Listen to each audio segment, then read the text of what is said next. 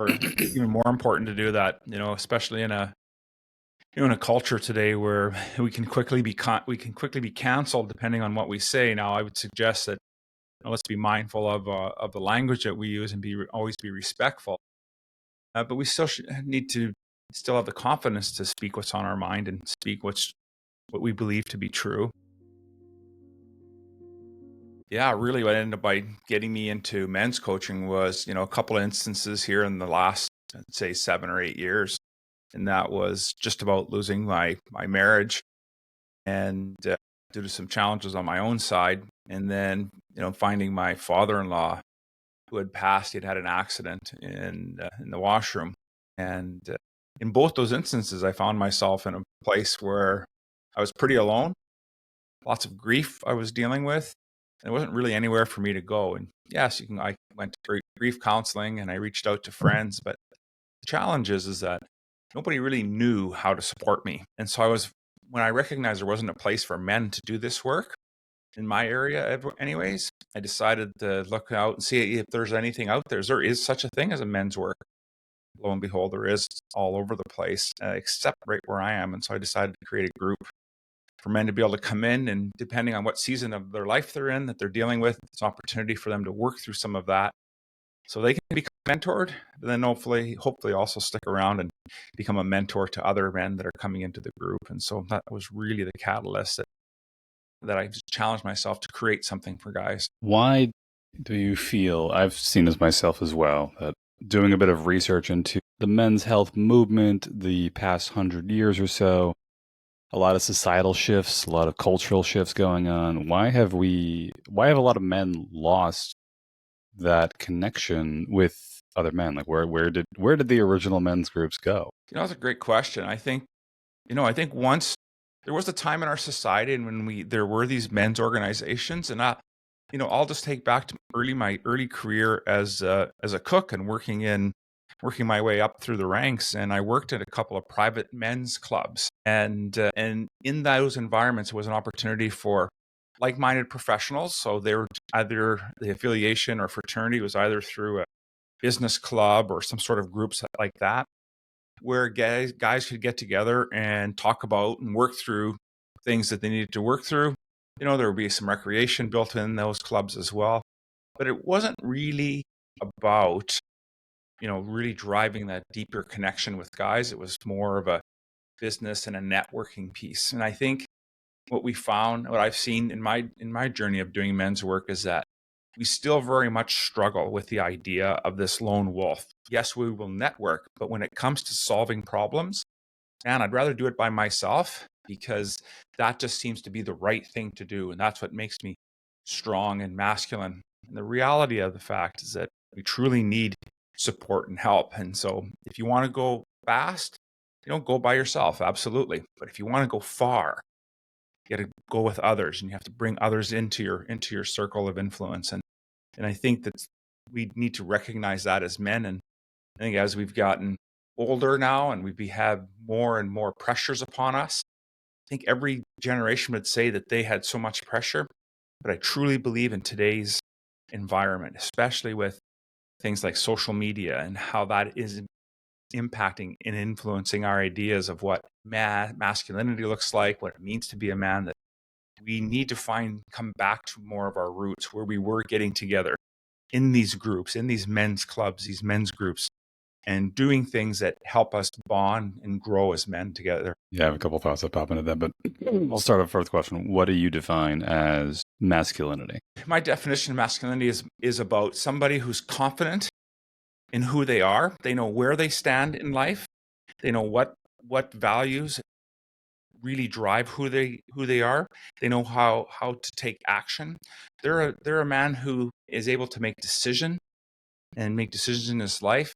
Not always the best, may not always be the best decision, but is also able to have the forethought, even the back thought about what, and analyze what has transpired.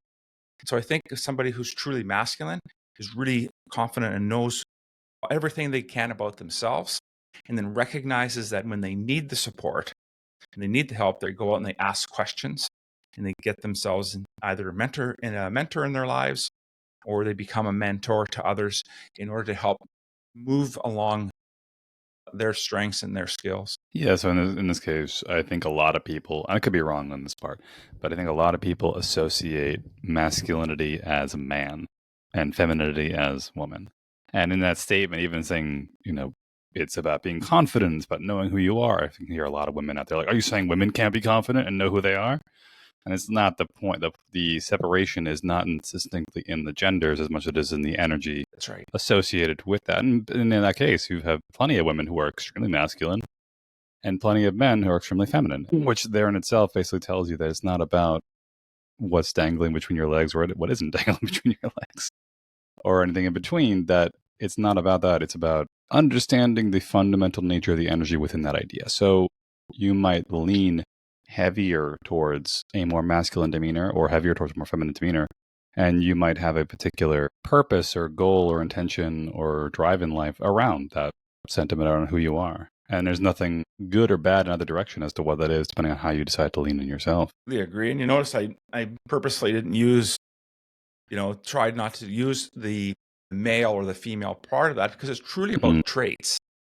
It's really about traits. It's about our behaviors, and we can show both of that. And I think the other side of that, of really truly being masculine, is that we see both sides of that. We see that we have this I'll say softer side of who we are as men, that we're able to be vulnerable or get real with our stuff. It's not about this misguided idea of what being stoic means. To me, when I first thought of stoicism, I did think a lot about my father, who hardly would say a word. He was very emotionally reserved, didn't have a lot of emotion, other than being little and the oldest in the family. Like, new dad, of course, he struggled to trying to find his way and how to be a father. But it's really about having those traits and understanding that we're very complex beings, in that in order to be truly confident in ourselves, we have to be willing to embrace the darker stuff of our personalities that we don't care for, the softer side of us as fathers, especially when you're raising children, sons and daughters. And then being able to be in relationship requires us to be more than just this active go, go, go, your typical idea of what a masculine male would look like and then feel like. And I think that's really key, that we understand that it's such a complex topic. What was it like with you mentioned in your bio as well as just a minute ago about your father and the disconnect with your father? And I know for a fact, a lot of people will have that typical response of, I had a great childhood. My parents, they weren't around, but they were around because they were working 4 jobs. Yeah. Because they had to. That's just how things are. I think it's, if you rewind the clock back 300 years or something like that, everyone was working their ass off, but they were working together. Mm-hmm. Mostly farm work or businesses, whatever, or like maybe like even like a mentorship, like you were an apprentice to somebody. But from a young age, you were involved in the family on a pretty regular basis. Nowadays, it's a very strange situation we're heading into on a cultural, societal, global level, where a lot of work is very disconnected from the home. Mm-hmm. Or from proximity to your kids and how that affects you. And I'm just curious if you could tell your story about like growing up with the father who was working but was emotionally distant. And there's that misconnect that people see between, oh, well, we had to work. And it's like, yeah, but that doesn't make up for the fact that there was a need for the kid to have time with their parents that wasn't there because of the nature of things and how it affects them. Yeah, I completely agree. And I think, it's probably, as we're talking about this, I'm listening to you, put this together, and I'm thinking about, why was it that I chose a career like cooking and becoming a chef? And I think about it now, and to answer that question, it was because there was that mentorship, there was that father figure that was there to guide me that I didn't necessarily get at home. And yes, I would completely agree with you. I don't think I had a rough upbringing. I think I had a typical upbringing. I think depending on how we choose what we choose to do with that upbringing is really about the environment that we're in.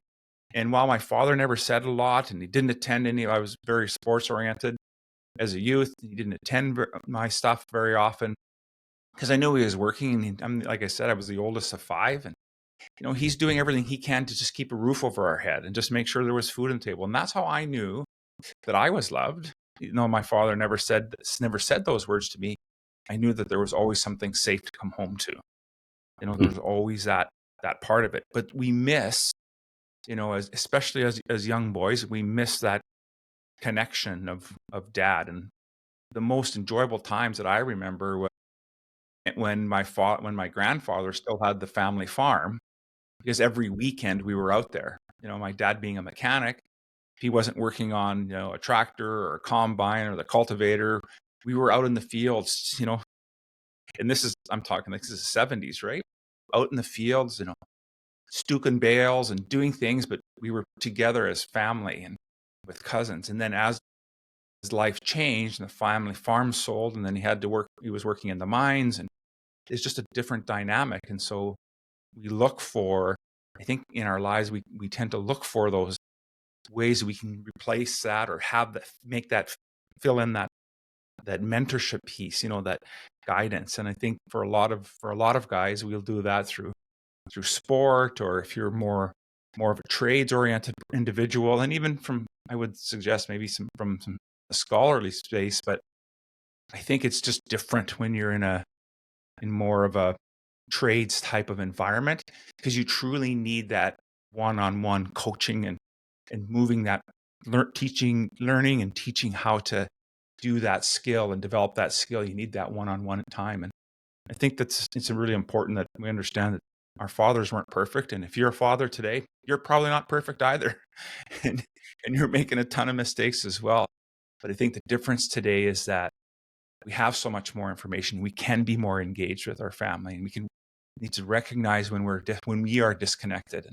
And those are the mistakes I made raising my boys. They're both in their 30s now, and not understanding how to truly be a father to them. And so it's always an evolution for us, and it's always an opportunity for us to learn from our past mistakes. Well, the interesting point you made in evolution, and the point I think of is, I feel like this was something that was so well established by other tribes and people and cultures around the world for a very long time. And then in the last 150 years, it just got shattered because of the Industrial Revolution, a lot of shifts in societal structures.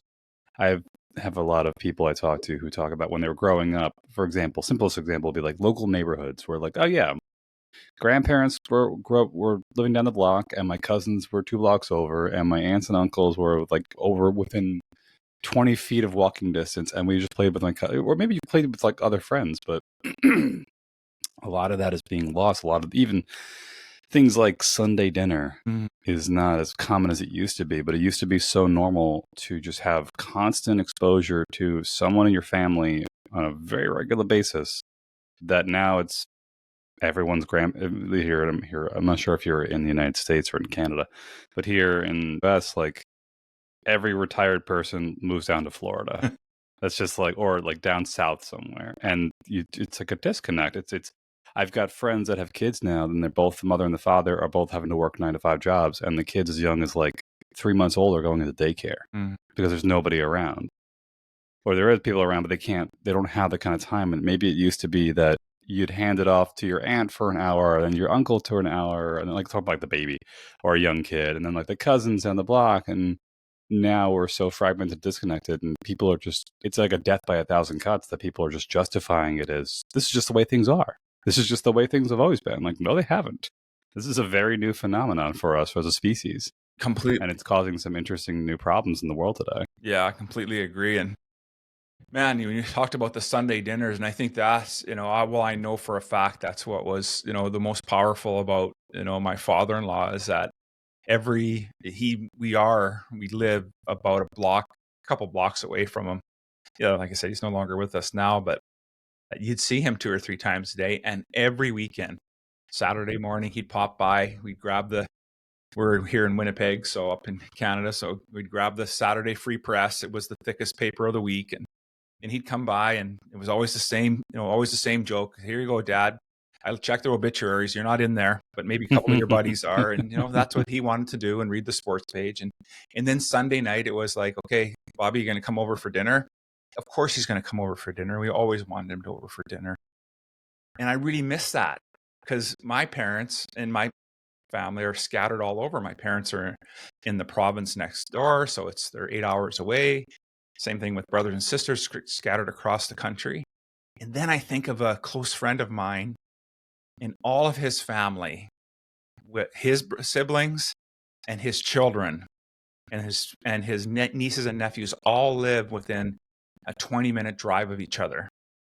And I just think how powerful that is. And he's getting into, he'll be 70 this year. I said, "Are you ever going to be this snowbird and get something down south and disappear for 6 months?" And nope, he wants to be close to family, wants to be close. And I just think that's such a powerful value that we've lost as society, that we forget the power in family. Because if we're not there to spend time with our children and our nieces and our nephews, how can we impart values that are important to us for them if we just turn it all over to society and others to give that to them? And I think it's so critical that we recognize that this is what's happening. We've just turned over a lot of the responsibility that used to be in the family to society, and I think that's really causing a lot of issues for us today. Yeah, the daycare thing, there's a lot of research coming out I've seen here and there, or heard bits and pieces in other podcasts talking about kids.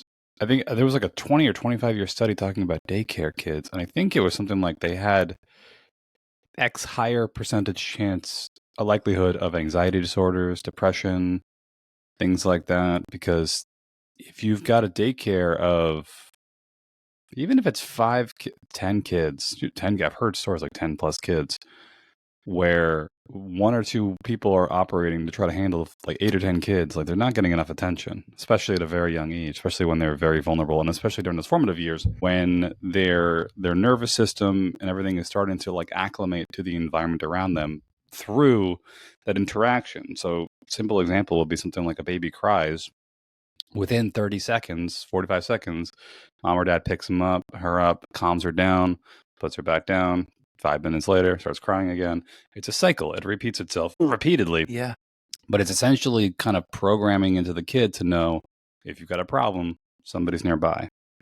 And when you have those instances where the kids just have to like have nobody and they have to cry for like until they pass out, and then they wake up and they do it again. And then enough of those instances starts to line into the nervous system to kind of say, nobody's coming. You have to take care of yourself. And then they start becoming very distant with people in their adulthood. They don't know how to bond with people. They don't know how to relate to people.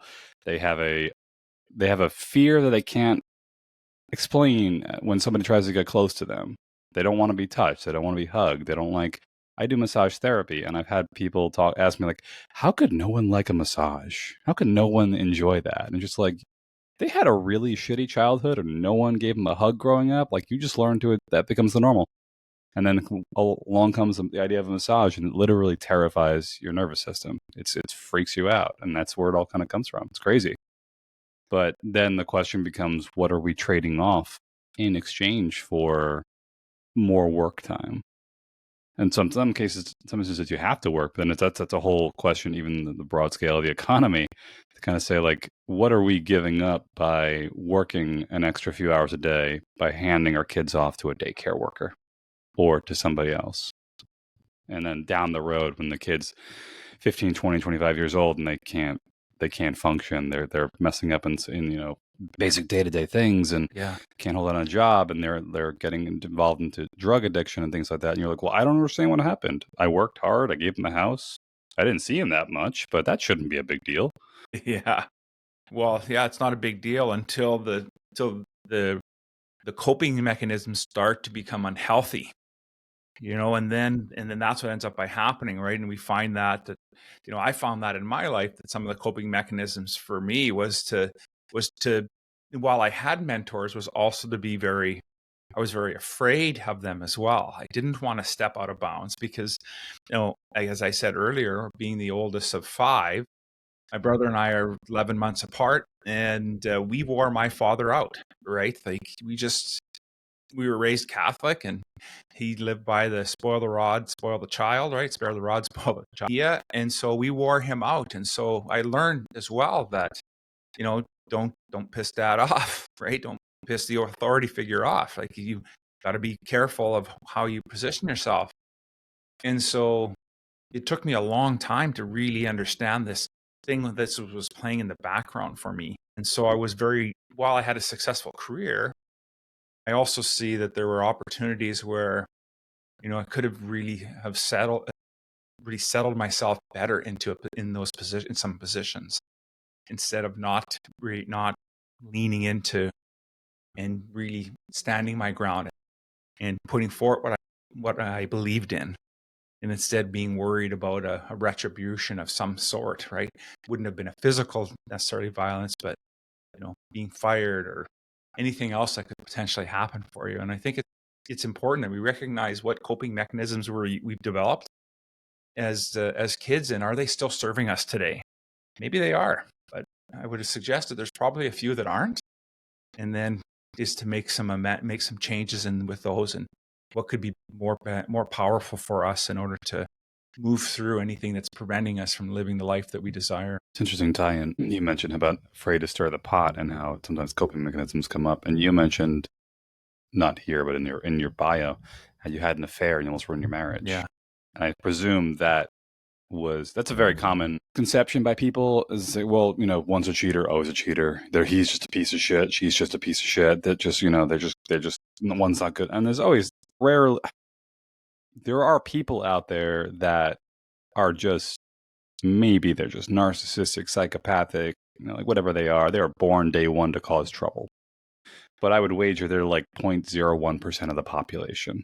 And the other 99% of people who do get into affairs and cheat, it's not because maybe they are bored, but there's a lot to unpack below that, which is to say, you're not getting something you want. Mm-hmm. Or there's a problem you're afraid to address in the relationship, and it oftentimes seems the easier route to just find somebody new or to just chase something else. And it's not something that always has to end in like a calamity, but it ends up being a wake-up call.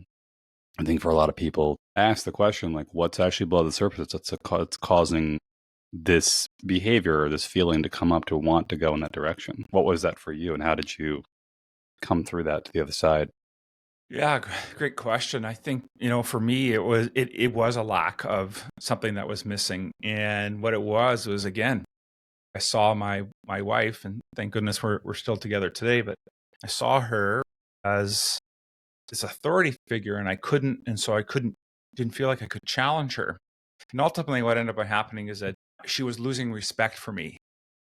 And for men, I think it's really important that we feel that we're respected, and that we get validated on who we are as men. And when that wasn't happening, and so, case in point would be the relationship had really evolved or devolved, I'll say, to a parent-child type of relationship. I was going to her for approval for things, to do different things. And when you get into that relationship, it's not a partnership anymore. It truly is a subordinate style relationship. And we forget that as men, that we need to show up and be in the relationship as equal and play a stronger part. But I would tell myself through the years is this the hill I'm going to die on? In a year from now, will this make a difference? Well, that might be okay to say once in a while, depending on what the discussion is, because the discussion / argument isn't about what's on the table today. It's about a bunch of other stuff that's been happening in the past that we just haven't been able to deal with. And so that's what was happening for me. I had felt that my wife no longer respected me. We were disconnected as a couple. It was more of a parent-child relationship. And I was looking for that validation, that piece that I'm enough as an individual, that I'm desired and valued for what I bring to the table. And then unfortunately that shows up at times. It'll show up in things like affairs. And the truth of the matter is that it's just a plug for an insecurity that we have about ourselves. And when the reality situation is that has always been there anyways. And for me, again, I was blessed that I had the opportunity my wife gave me the chance to, because she could see that I was not that man.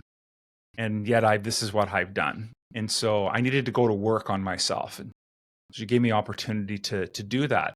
That doesn't mean it was easy. And it still isn't easy even to this day. We had a conversation last night sitting around the fire, outside and talking about some of the personal work that she's been doing and how that brought out some things. And we talked about, the relationship before the affair, during the affair, and now after, and how it is that we're showing up and what it is that, what would it take for us to leave each other now? We've been through this piece. And I think it's important that we have these conversations and we understand where we're coming from, because we didn't do that before. We didn't have any type of depth of conversation. Everything was superficial. And so coming back from that affair, every day I didn't know whether this was the last. Is today the last day? Like, is the relationship truly going to be over today? And even now, while I don't think that thought as many times in the day or as many days, I still have that thought come up. And so what it does is that it recenters me into, okay, how present I am today. Am I showing up? Am I speaking to my wife about the things that I'm not happy with, that I'm uncomfortable with? How am I being present for her needs? Am I addressing what she needs done from the relationship? And so it just is a different dynamic today. And I think it's really important that as you're doing this work and you have the opportunity, even if your relationship doesn't work out and you do end up by splitting up, it's still good work for us to do as men, because then that shows that's for us. That work is really for us. And as we become more solid, more grounded in who we are and centered, then that will show up for someone else who's ready and willing to receive it. And so I think it's really key that I love this conversation, because it's so transformative. And I think so many of us, and I don't know what it is with guys, but sometime in our 30s and 40s, we just do stupid things and blow up our lives. And I'm not sure why that happens, but we do this. And a lot of times when it does happen, we don't recover very well. And it's even more devastating as you get older. In your 50s, I'm 58. And so 50s and 60s, and then your relationships end. That can be even more devastating, because not only are we having a relationship that's ending, but potentially coming close to a career transition as well in our lives. And so lots of things can be happening for us all at the same time. And so I think it's key that we dive into what our relationships are all about and really spend time being present and asking the really tough questions about what's important to each other in the relationship. Yeah, that piece about being transparent and also giving yourself time to both parties to figure out what you want, figure out what you feel like you need, and not being afraid to have that conversation and giving it space to breathe in case you ask those things or put those things out into the open.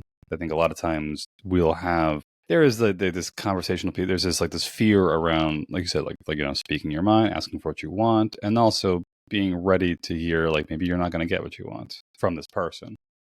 And that just might be a whole conversation piece in itself. But how a lot of people will basically just keep their mouth shut for years and years and years and years and not work up the courage, but work up the sense to say, is it worth me keep my mouth shut for this long in the hopes that what I want happens to just come along at the right time by itself accidentally, versus just put yourself out there, maybe put a bit of pushback, get beat up, whatever it may be, and then go from there. And there's something to be said within the idea of being grounded, being very comfortable in your own skin, like you mentioned before, about not wanting to rock the boat.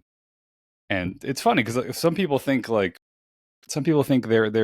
questions, their asks, their wants and needs are like Titanic shattering, when in reality it's like a small ripple of a wave coming by. The boat won't even notice. Yeah. But it feels like it's gonna like cause an absolute calamity to ask or say out loud, when in reality it's not. And yeah, this ties into, I'm sure you've worked with guys like this, the nice guy. Yeah. A lot of nice guys who are just like terrified to ask for what they want, see what they're interested in. And that itself, like, that probably ties back to childhood. It ties back to just like having multiple iterations. It could be when you were a baby, you weren't being held, but maybe when you were a kid, you were just told to be quiet, you were told to shut up, you were told to be too noisy.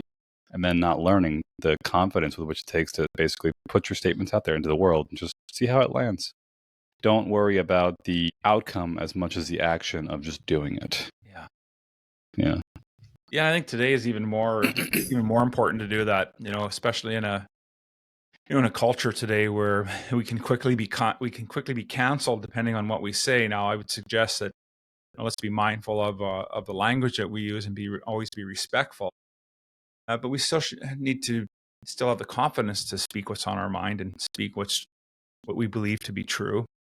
And it's okay to gain some wisdom and experience through that experience, and maybe your idea and your belief shifts a little bit and it changes. And I think that's the other thing that's important, is that we cling to these ideas, beliefs about who we are, and they no longer serve us. Some of them anyways no longer serve us, but we cling onto them because we think this is what I need to survive in life. And the reality is that we're much more powerful than many of the beliefs that we hold. And so when we can start to unpack that as well, I think it's really key in helping us, again, become more fully integrated into who we are as men. And it's just work that I think women have been good at this for a long, long time.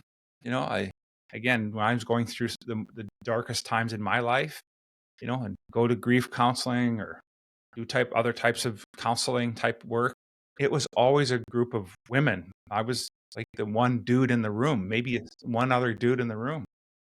And that was just like, wow, interesting. So the rest of us guys, you're not interested in getting better, and we're just going to, get up every day, go to work, come home, have dinner, watch TV, get up, go to work, go home. Is that really our lives? And for the sad fact, a lot of it is, and sometimes it is out of necessity. We're just trying to put food on the table like my father was. I think we can be better than that. We can be better. We know more today than ever before. And maybe that is part of the problem, that there's just so much information. We get paralysis by analysis, and really it's just a matter of taking some action. The stuff we're talking about today, Michael, is difficult. It's not easy, but it's not difficult. And I think we're willing to really, truly be the men that we claim to be, then this is the type of work we need to do. Yeah, I think even within that is not being afraid to carve out space for yourself. I think there's like the one thing that's coming to mind is the traditional, I guess, like the 1950s housewife and whatnot. Like dad wakes up and goes to work and comes home and there's dinner made and everything, and she's home raising the kids and things like that. There's a lot of pushback around that idea because it's like, oh, it's just mom at home by herself with the kids going fucking crazy. And then the pushback became, well, now fathers need to get involved. Absolutely. Or both parents need to work. But even within that, it's funny to think that, again, you rewind the clock back far enough, and women are really naturally good at socializing and forming groups and communicating and things like that, that it used to just this is where the name of the podcast comes. Like, it takes a village to raise a child. This is rebuilding the village. Yes. That a lot of women are still naturally good at creating social networks in healthy ways and keeping that kind of thing going. And even in the context, as I mentioned before, of raising kids, it's like it oftentimes wasn't them by themselves. And now it's becoming a little bit more isolated than it used to. I had a friend of mine who I recorded a podcast with like a couple months ago. And she made a point about if you're a new mother, like the first thing you should do is find a mom's group on Facebook. And it's a good advice. Yeah. It is solid. But to me, it was almost crazy to think like your local neighborhood was the original mom's group. Like, what the hell is happening that we need to go on Facebook just to find other mothers to hang out with and just kind of get some sense of sanity when you're raising little, crazy kids running around at such a young age. But even for men, doing the same thing is like join a bowling league, join a baseball or a softball league, or just do something like maybe a sports fantasy league or something like that. Just having other guys that you can spend time with, community, and say like, like one day a week, one day every other week. It's like, all right, it's Tuesday night, I'm going bowling. Yeah. Thursday night, I'm going to play softball with the guys, and you're in charge because I need like an hour or two to just recharge with the guys around me again. Yeah. So why are we doing that? So I don't have an affair. So I don't ruin the marriage. So I don't get it. So I don't blow up in 10 years and something crazy happens, because I need space to blow off steam and also to kind of reconnect and ground myself using other men as a reflection of what I'm doing and where I'm at. Yeah, I love that. I was thinking of there's a group in Australia. I think it's called Man Shed, and that's that's basically what they do, right? They get a bunch of guys together, and they're good at carpentry, and they're doing different things, and they bring in it's open to all guys, right? And so it's you got young men and older gentlemen to help mentor, and they're working together doing something, and it's for that exact reason. And there's so many positives that come out of that. And I'm even organizations like Big Brothers and getting opportunity to participate in there, because there are lots of single. I think I saw a stat the other day that 72% of boys in North America are raised in a single parent home. Like, it's a massive number. Like, it's incredible how big that is. So organizations like Big Brothers or Man Shed, whatever it is, that there's opportunities for us to be able to really be that father figure. If you haven't had that opportunity to be one, there's a great way for you to lean into something, to really start to participate. And I think you'll find that and I don't know, maybe what you're finding in your work, Michael, but for me, I really find that I'm growing so much, even faster today than I have ever been, because I'm immersed in men's work. And so, because it's challenging me to show up differently and to really understand what's going on, not just in other men's lives, but in my lives, and to bring things forward to the group on a monthly basis to talk about. Like this summer, we spent the summer working through, a friend of mine wrote the book, The 7 Messengers of Fear. And so we're going through his book this summer to talk about these different ways that fear shows up in our lives. And it's really been impactful. It's listening to stories that come back from other guys, and not really understanding that how shame is really associated and tied to fear, and how we need to deal with that. And I just think it was so powerful. And I think that's really another key piece in our emotional development as men, that, go back to my idea of stoicism. To me, it's the idea of being stoic is about being measured. Marcus Aurelius never talked about not having emotion. It was talked a lot about being measured, being, having the right amount and with the right individual at the right time. These are the skills as men we need to develop. And you do that being around other men, whether that's, sports league, Man Shed, like you name it, you find your muse and you work through it. You work through that stuff that way. Absolutely. So you had a son who was dealing with an addiction. Is that still ongoing, or has that pretty much been resolved? No. Yeah, unfortunately, so his mother and I split when he was 5, going into kindergarten. And while I think that might have been impactful, that split up for us. And for sure, it would be a gentleman which came into play immediately at that time. And so, as all of my kids knew, is that their dad worked lots, and I sure did. Being a chef in that world, it was definitely a labor of love. As their stepfather's relationship ended when they were teenagers, I think had even more of a profound impact. And so, fortunately for my oldest, he's since he's been 16, he's 30. Is he 92? What's that make him? 32 now. He's been struggling making healthy choices around drugs and alcohol, in and out of incarcerated. He's currently incarcerated at this time of this recording. Probably the safest place for him to be honest. Otherwise, he's on the street, and we haven't spoken in 3 years. And it's not because I don't want to, but it's truly about making sure that as fathers, when you're working in a situation where you have children who are struggling, is you still have to protect yourself, and you have other children that need you as well. And so the last conversation that my oldest and I had was me saying to him that I just can't support the choices that you're making to live your life. It is your life.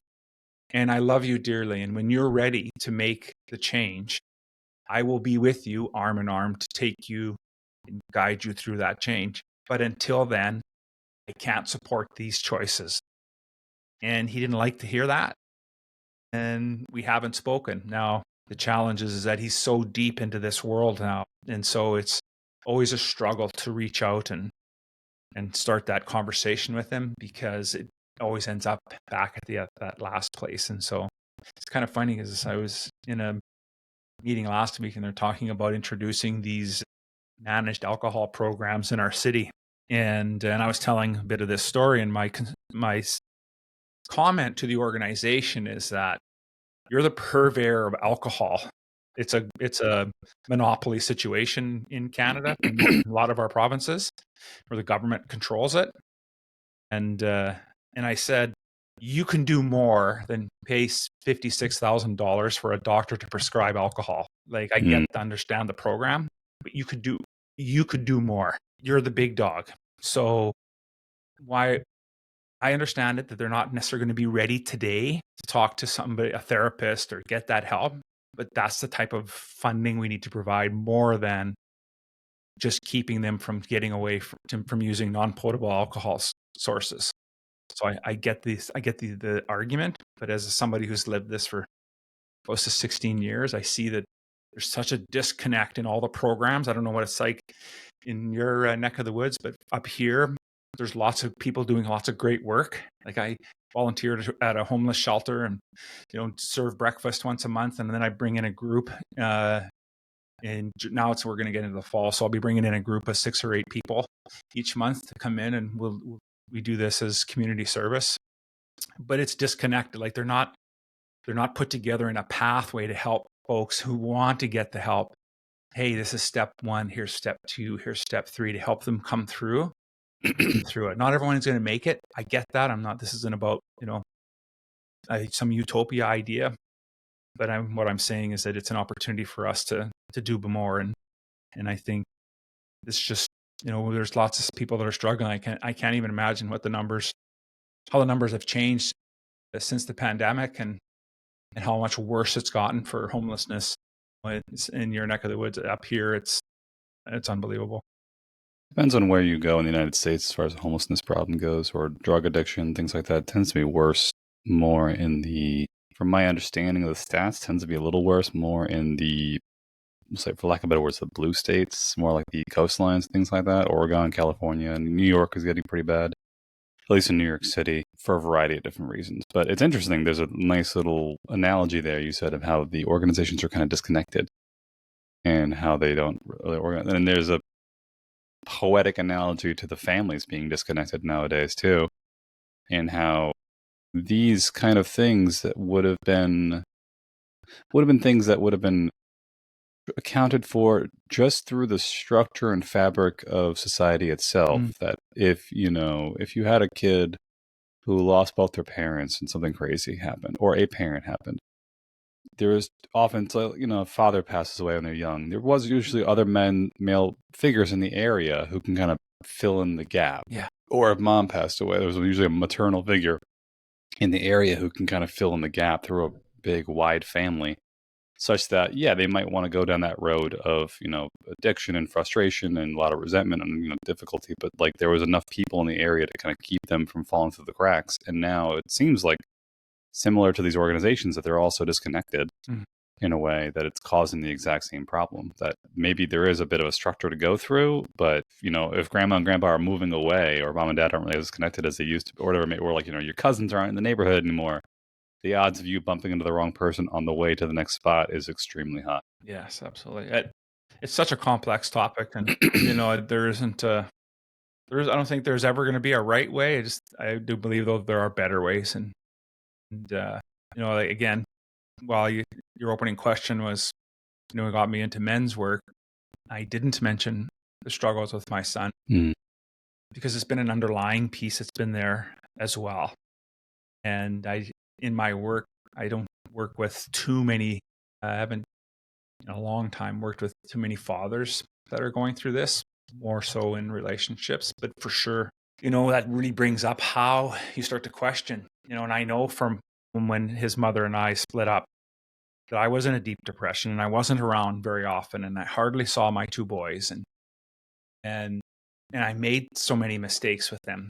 And that today, over these last 16 years of work and understanding and seeing what's happening to my oldest, that in the last 3 months, my youngest, who's like 3 years younger than him, we've been meeting weekly now.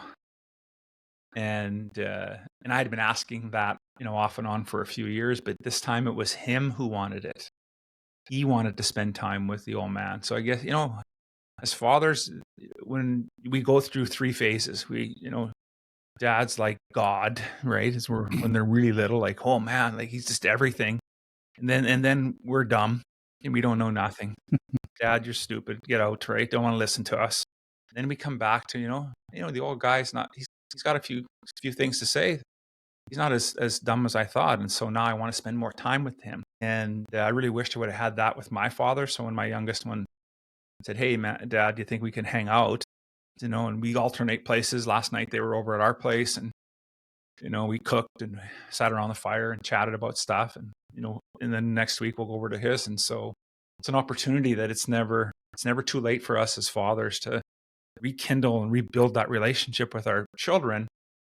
If we just think about how we can do that. And for the longest time with my youngest, I'm telling you, the way that I connected with him was on this darn thing, because it was Facebook Messenger, and that was about the only thing that he responded to. And so you just need to be patient and, do the things that work for them.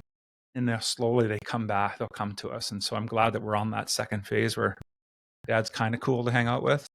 You mentioned in your bio, what are 4 things that men currently lack? Yeah, absolutely. So I came up with these 4 things as I thought about what was happening in my life. And so the first thing that I see that men lack is we lack commitment. And what I mean by lacking commitment is that we tend to struggle to not see things through all the way to the end. I'm not talking about getting up and going to our job. But if we have a dream, if we have a goal or something that we're looking to really become in our lives, we tend to lack commitment with it. And the reason why we lack commitment is because we don't have a big enough why around why we want to do this. And so I saw that, really strong, especially in my life. So that led to the second thing that we're lacking. It's a lack of clarity. And so maybe you have a bit of a why. You're starting to really put that around, and that's starting to take shape in your life. But you need to take it a little bit deeper. And what I coach my guys here is that once you are committed to doing work, becoming a better father, you know your why you want to do that. Then I ask them to complete this sentence. I'm the kind of man who, or I'm the kind of father who. What is the adjectives that you're going to use to describe? How does that gentleman show up? So we have commitment, we have clarity now in what we're doing. And now we need something. We need that true North Star, that idea that gets us to that place. I'm the kind of man who, that place. And so that means creating a compelling vision for ourselves. And so crafting a mission statement. So I take my guys through an exercise to do that as well. And then the fine thing they lack is what we've been talking about in the entire conversation today, is that we lack a community. It's an opportunity to surround ourselves with men who are like-minded in trying to become the best husband, father, leader that they are.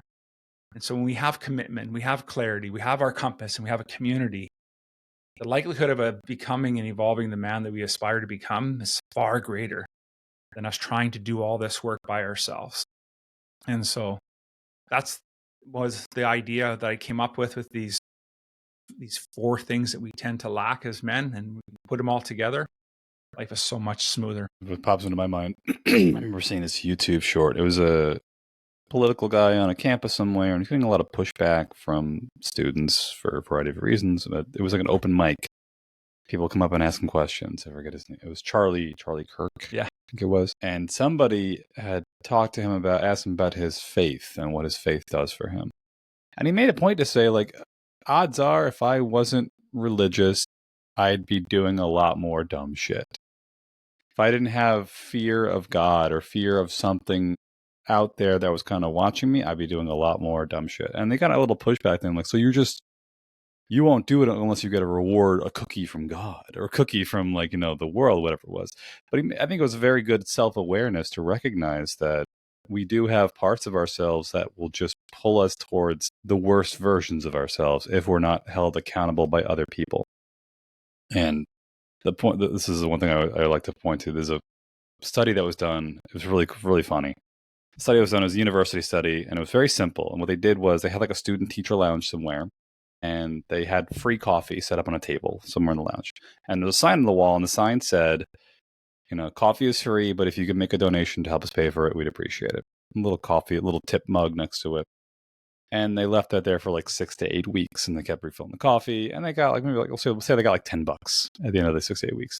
They repeated the exact same study somewhere else on campus. The only difference was they put a picture of like a person looking at you on the wall behind the coffee. Or it was like a pair of eyes or something that was kind of just like watching you when you took the free coffee. They got like 3 times more donations. And the whole point of it being that you are, as a human being, you're just naturally fighting multiple urges and instances of things you want to do and things you should do and shouldn't do internally. And one of the best ways to keep yourself on track is having people around you can help them and they can help you to keep you from falling from your lesser impulses. That is so true. I love that story, man. I have to remember that for my group because it's true. I think, the thought when you were describing that, I was thinking of, a mentor of mine years ago, and he would say, well, listen, I'm not going to be here. And the only thing I'm going to ask you the only question I want you to ask yourself is, I don't really care what you're going to do. I'm not here, but would you do that same thing if I was here? In other words, if I was watching you, how would you behave? This point that he was trying to make is that it shouldn't be any different.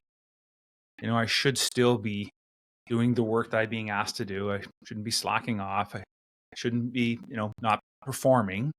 Is to show up and do the work that you're being, well, at that time, I'm being paid to do. But it stuck with me about that's the way life is, right? When we really talk about being in integrity, that's what that means to me. It's about, am I acting differently because I'm not being watched? And if that's the case, then what kind of integrity do I have? Probably not a lot if I'm going to be the guy that's going to goof off. And I'm not talking about, going back to coping mechanisms and dealing with, fears and other challenges. That's a different thing. I'm talking about, hey, just not doing the things you said you're going to do. Do you really need to have somebody watching over us? And, I really like what Charlie has to say. And I think it's important that we recognize that being held accountable is okay, right? And we do our best in our work to pivoted the idea of judgment to compassionate accountability. So, and what I mean by that is, again, Michael, you said you're coming out to the group and, you say you're going to go to the gym, and it's been, 3 months now, and you're doing your check-in and you're still not going to the gym. Somebody in the group, probably me, is going to say, hey, Michael, how important is physical fitness for you? And have you talk about that, because if it's truly not important to you, that's okay. It's not for us to judge you whether you want to, that's important to you. Maybe let's pick something different. Can you choose something different that you're willing to commit to? That you have a clarity of purpose behind, because saying that this is what you're going to do and not doing it is slowly going to eat you away. And if you're not paying attention, it shows up in other aspects of our life. And I think it's important that as you're in these groups, and I think that's why as men, we like participating in sports. There is an accountability factor in that at some level, right? Depending on whether you're just doing a pickup game or there's still an accountability that you're going to be part of the team and you're going to play your role and you do it to the best of your ability. And you might not be the best player on the court or on the field or whatever you're doing, but you're showing up and you're supporting your team and you're doing the things that are important for that group. And so I think we need more of that today. And I see society has really gone away from it. I even saw that as my kids as little, right? Everybody got an award and we don't keep score. And I'm just like, hey, it's okay. They need to learn to lose, because I'm sorry, but in life, you're going to lose more than you're going to win. And it's okay to not always get everything that you want. And that's the other idea of losing and winning. To me, that is, did I get what I want? Well, maybe that's a loss, but maybe it's not. It was the best thing for me to not get that. Most growth I've had in my life was, as a young man, being fired from a job because I came in and full of pomp and idea and arrogance, and I'm going to do this and I can do that. And in the end, I needed to get a reality check and go, well, wait a sec. What role was I truly playing? And I wasn't really doing the work that I was being hired to do and the work I was supposed to do. And so that's okay. So it's a good learning opportunity if we're willing to see the complete picture and not just the part that we're telling ourselves, that our ego is telling ourselves that, wow, he was just an idiot anyway. So what do I care? There's lots of learning in that scenario if you're willing to find it. There's a whole line of thinking as where the participation trophies came from, and a lot of it revolving around the idea of desperately trying to protect children from loss, from mistakes, from it's I think it's short-term temporary embarrassment, whatever it may be, but it's something that you don't want. I don't know what the wording is here, but short-term temporary embarrassment that takes the place of potentially long-term shame. There's a book I read recently. It's called Iron John. You might be familiar with it. And they talk about the story about there's a tribe somewhere, I want to say maybe on like an island on the coast of Africa or South America or something like that, where what they do when the boys are like 12 years old or 13 years old, the men essentially dress up and like raid the tribe and then pull the boys away from their mothers. Literally, like the mothers are instructed, you're going to pretend to like be holding your boy and protecting him. And we're going to literally rip him out of your arms and like pull him away and take him to this island and toughen him up and do maybe a little, pokes and prods here and there. The women are going to try to like pretend to come and take their boys back, but the men have to protect them from the women. And the women are crying and they're upset and all that stuff. And as soon as the men and the boys are gone, the women are like, did I do good? Was it good acting? Was it good? Did I go across well? And it is a light trauma in a way, but it's almost like a healthy trauma. It's like you probably remember the first time you got fired, and you're never going to do that shit ever again. But at least now you have that core memory to say like, okay, note to self: don't be a pompous jerk when I'm offered a job opportunity, because I just needed to have that kind of like smacked out of me in a way. But there is a little bit of a double-edged sword going on with people trying so hard to protect their kids from everything, and they're just going to get steamrolled by the world or by anybody who's even mildly competent. Yeah. Well, and that's just it. Then they don't learn to gain any confidence for themselves. Confidence to me comes from when we do have struggle. There's some belief out there that pressure is what makes character, right? And I think it reveals character first, right? And when we're in difficult situations, how we show up and how we respond is really reveals to us the type of individual we are. And sometimes we're going to like that picture, and other times we're not going to like that picture. And that's okay, because then we've revealed it to ourselves. Okay, that's not really who I want to be. I think of when my family, fell apart and the stuff that I was going through at that time, I didn't show up very well at all. I showed up extremely poorly. And because of that, I recognize that that's not how I want to be anymore. And so in some aspects of my life, I made a dramatic change. I started to act differently. I wasn't as quick at doing that work as a father, but as a man, and being able to be in control of who I was, I totally had lost that. And I think when you get into these real pressure cooker situations, it reveals to us exactly who we are. And then it's about being able to do that work and understanding how to start to go through some of the learning and the training. And that's where, I really dived into the idea of mindset, and, I took NLP training and hypnotherapy, emotional intelligence, all this stuff, just to try to get better, deeper understanding of what makes Alan tick. And if this is how I tick, is that how it happens for others? And, and getting that, finding those nuances with others so that I could be better for them, that I could show up better. Because it was such a revelation to see how poorly I had shown up. And I think it is key that as children, they need to be in situations that challenge them a little bit. And I like that story out of Iron John, because I think it does do that. And I was thinking of the similar scenario in the movie 300, where King Leonidas is out, and the legend of him, he has to kill I think a saber-toothed tiger or something. Yeah. Right? Like, here's the boy that becomes the man. It's that ritual, that idea, that initiation to go through. And we've lost all of that kind of stuff today.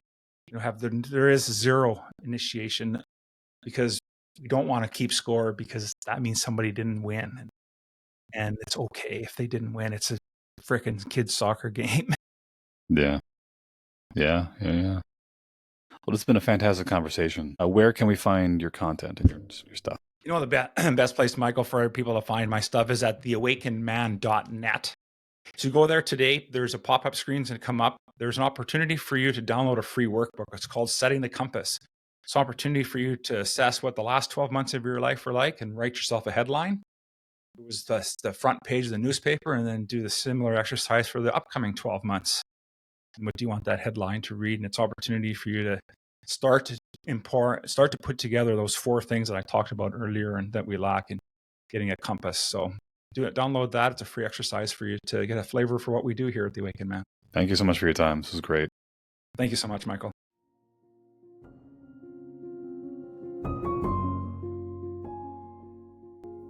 Thank you for joining us today. If you found us informative, thought-provoking, or learned something new, please leave a review or a comment and tell a friend about the podcast. Feedback means the world to me, as I want to make this the best possible podcast that it can be, and to help others identify the causes of and solutions to problems in their own lives and villages. Until next time, let's keep working on rebuilding the village.